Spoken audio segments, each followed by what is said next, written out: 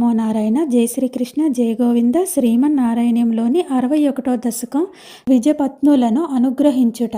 తతశ్చ బృందావనతోతి దూరతో వనం గతస్త్వం ఖలు గోపగోకులైః హృదంతరే భక్తతరద్విజాంగనా కదంబకానుగ్రహణాగ్రహం వహన్ తో నిరీక్ష్య శరణే వనాంతరే కిశోరలోకం క్షుధితం తృషాకులం అదూరతో యజ్ఞపరాన్ ద్విజాన్ ప్రతి వ్యసర్జయోదీతి వియాచనాయతాన్ గతేష్వధోతేష్వభిధాయతేభిధాం కుమారకేష్వోదనయాచిషు ప్రభో శృతిస్థిరా అప్యభినిన్యురశ్రుతిం న కించిదూచుశ్చ మహీసురోత్తమాః అనాదరాత్ ఖిన్న ధియో హి బాలకాః समाययुर्युक्तमिदं हि यज्वसु चिरादभक्ताः खलु ते महीसुराः कथं हि भक्तं त्वयिथैः समर्प्यते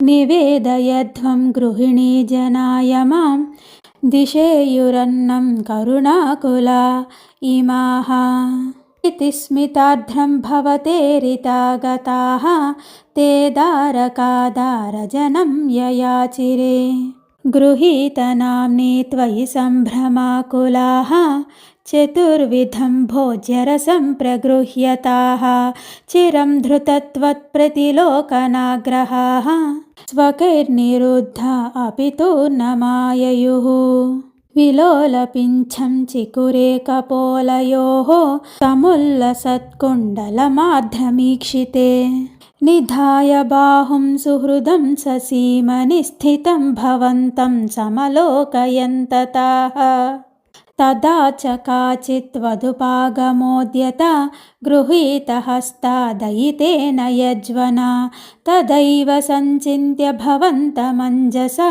विवेश कैवल्यमहो कृतिन्यसौ आदाय भोज्याननुगृह्यताः पुनः त्वदङ्गसङ्गस्पृहयोजतीर्गृहं विलोक्य यज्ञाय विसर्जयन्निमाः चकर्धभर्तॄन् पिता स्वगर्हणान् निरूप्य दोषं निजमङ्गनाजने विलोक्य भक्तिं च पुनर्विचारिभिः प्रबुद्धतत्त्वस्त्वमभिष्टुतो द्विजैः मरुत्पुराधीश निरुन्धि मे गदान्. हरे कृष्ण कृष्ण कृष्ण हरे हरे, हरे राम రామ రామ హరే హరే. జై శ్రీకృష్ణ, జై గోవింద, జై శ్రీమన్నారాయణ.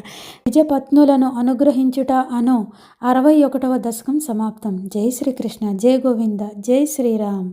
ఓం నమో నారాయణ.